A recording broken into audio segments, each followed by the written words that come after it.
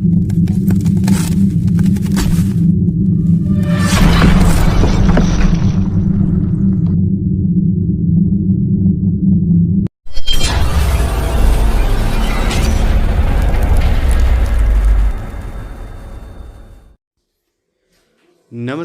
विद्यार्थी मित्रांनो, माझ्या शिक्षक बंधू आणि भगिनींनो, मी शिक्षण विस्तार अधिकारी भाऊसाहेब सरक आपल्या हक्काचे व्यासपीठ यूट्यूब चॅनल टॅलेंट सर्चवर आपल्या सर्वांचं सहर्ष स्वागत करतो.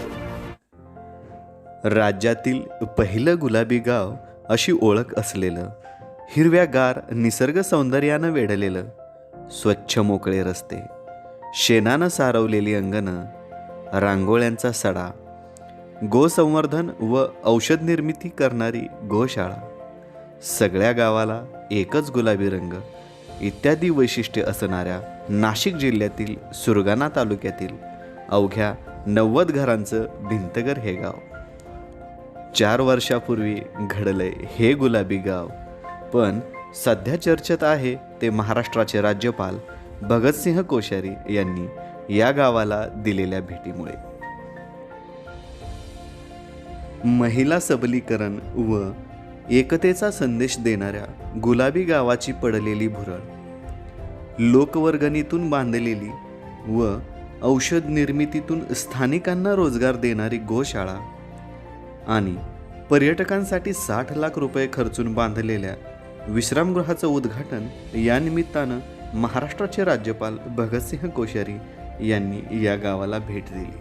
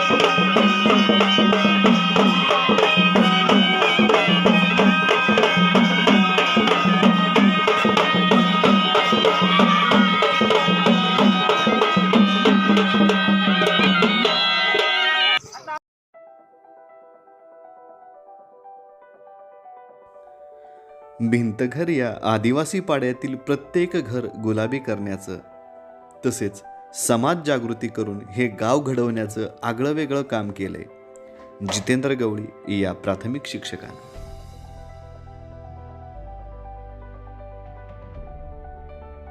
आज आपण या ठिकाणी गुलाबी गाव भिंतघर, महाराष्ट्रातलं पहिलं गुलाबी गाव अशी ख्याती असलेल्या या भिंतघर ह्या गावामध्ये आलेलो आहोत.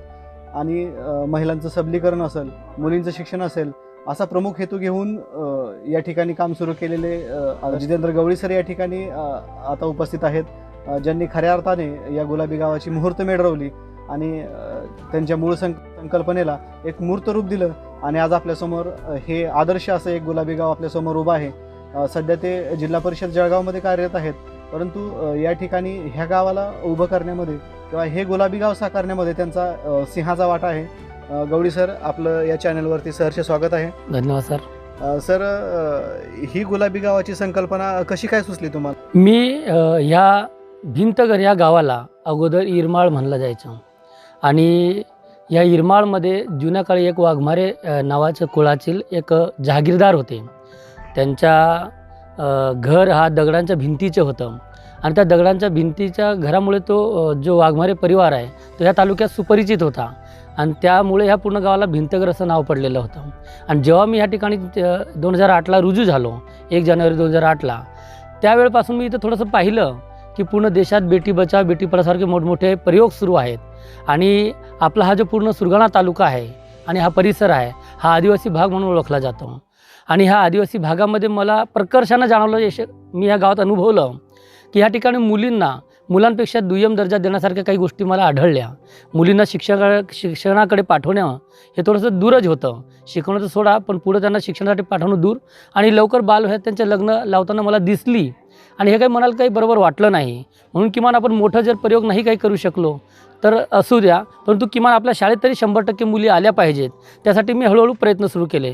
100% मुली या माझ्या शाळेत येऊ लागल्या, मुलींना चांगलं शिक्षण मिळू लागलं. मी 15 ऑगस्ट 2017 महिला सबलीकरणाचं प्रतीक म्हणजे गुलाबी रंग. गावातील सर्वच घरांना गुलाबी रंग देऊन त्यावर प्रेरणादायी सुविचार लिहिलेले आहेत. महिला सबलीकरणाचा अनोखा संदेश देणाऱ्या या गावाचा डंका 7 समुद्रापार पोहोचलाय. देशासह परदेशातील पर्यटकांनाही या गावाची भुरळ पडली. प्रत्येक घराला शौचालय बांधल्यामुळे गाव हागणदारी मुक्त झालंय. गावात सौर ऊर्जेच्या वापरालाही प्रोत्साहन दिलं जाते. त्याचबरोबर गावातील शाळा डिजिटल स्कूल बनली व इथं गुणवत्तापूर्ण शिक्षण दिलं जातंय. पानपोई स्वच्छतेची जबाबदारी स्वयंस्फूर्तीने येथील ग्रामस्थच घेतात व गावात सुमारे 500 वृक्षांची लागवड करून त्यांचं संवर्धन केलंय. या गावाचा फक्त रंगच नाही तर मुखडाही बदललाय. सदस्य सविताताई जाधव या ठिकाणी आपल्या समेत आहेत. ताई, आम्ही गावात फिरत असताना आम्हाला अनेक ठिकाणी असे बोर्ड दिसले, पक्ष्यांसाठी चारा पाणी, त्या ठिकाणी त्यांच्यासाठी चारा ठेवलेले काही भांडे, त्याचबरोबर पाण्याची भांडे पण ठेवलेले आम्हाला दिसले. तर या पाठीमागची संकल्पना काय आहे, याचा उद्देश काय आहे नक्की? याचा उद्देश असा आहे की पक्ष्यांनी जर म्हणजे नदी नाले जर आटले तर आपण पक्ष्यांसाठी इथे दाणे पाणी ठेवू शकतो आणि पक्ष्यांचा इथं निवारण होऊ शकतो आणि पक्षी मरू नये म्हणून आम्ही इथं दाणे पाणी ठेवलेले आहेत. म्हणजे पक्षी संवर्धनाची प्रमुख भूमिका आपण या ठिकाणी या सगळ्या गोष्टींबरोबर, म्हणजे गुलाबी गावाच्या ज्या अनेक संकल्पना आहेत तर त्यातली अजून एक महत्त्वाची संकल्पना पक्षी संवर्धन ही तुम्ही जपताय.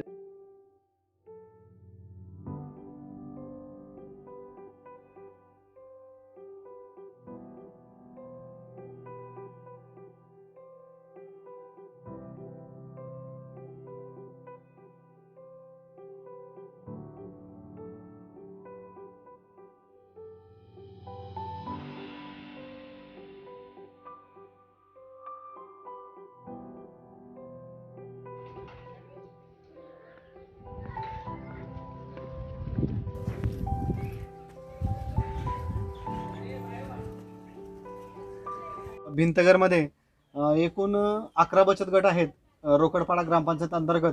आणि या 11 बचत गटांना मार्गदर्शन करणाऱ्या कमलताई माळघरे आपल्या समेत आहेत.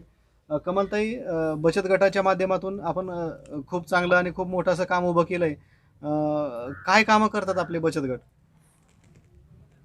आम्ही सर्व महिला मिळून आकाशकंदील बनवले, तसेच फिनेल तयार केलेले आहे महिलांनी, तसेच धूपकांडी बनवून राहिले. त्याच्यातच आम्हाला रोजगार, घरी बसून मिळते आम्हाला रोजगार.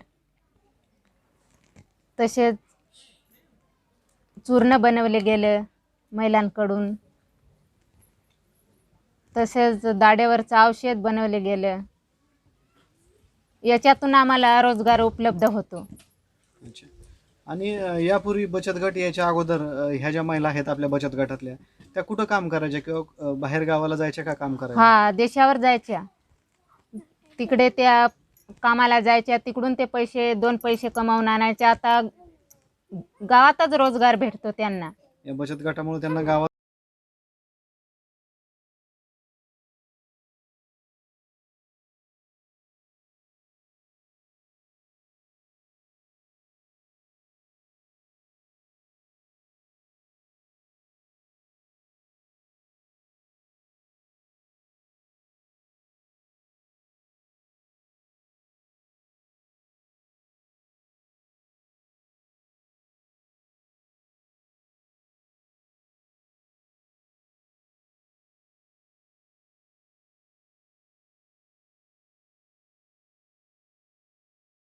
सर्वांना नमस्कार. आपण या ठिकाणी या गोशाळेमध्ये आलेलो आहोत भिंतघरच्या. या ठिकाणी मोठी बाबा आहेत, यांनी ही गोशाळा उभारणीमध्ये अतिशय मोलाचं योगदान दिलेलं आहे. बाबा, इथं काय काय प्रोडक्ट निघतात याच्यापासून गोशाळेमध्ये? बेसिकली गाईच्या गोमूत्र आणि शेणपासून आम्ही औषधं तयार करतो. गोमूत्रापासून आपल्या मानवी शरीरामध्ये जेवढ्या काही व्याधी आहेत त्या व्याधीवर सगळ्या व्याधीवरती रामबाण उपायाचं गोमूत्र अर्क आणि घनवटी अशा दोन्ही वस्तू आम्ही इथे विविध आजाराप्रमाणे आम्ही तयार करतो. पुण्यापासून एवढ्या शहरी भागापासून इथे येण्याचं आपल्याला कसं सुचलं? आदिवासी भागामध्ये खूप कुपोषणही आहे आणि त्यांना माहितीही नाही आहे, तर आरोग्याविषयीला मुळीच नाही आहे. तर त्यांना ते जागरूक करायचा असा विचार त्यावेळेला केला होता, पण त्यावेळेला माझ्याकडे असं काही हे नव्हतं, प्रपोजल नव्हतं त्यावेळेला. मी छोटं मोठं सामाजिक काम वगैरे करत होतो, त्याचा आनंद मानत होतो. पण ज्यावेळेला नर्मदा परिक्रमा केली त्यावेळेला लक्षात आलं की आपण जे काम करतो ते काहीच नाही आहे, त्याच्यापेक्षा आपण थोडं मोठं काम करता येण्यासारखं आपल्याकडे आहे. म्हणून त्यावेळेला विचार केला की आदिवासी भागामध्ये आपण काम करायला पाहिजे. आशा आहे की शिक्षकांची कल्पकता, त्याला समाज सुधारणेची जोड, ग्रामस्थांचा सक्रिय सहभाग आणि प्रशासनाची सकारात्मक भूमिका यामुळे नावारूपास आलेल्या या गुलाबी गावाचा आदर्श घेऊन अशी अनेक गावे तयार होऊन स्वतःला सिद्ध करतील. धन्यवाद.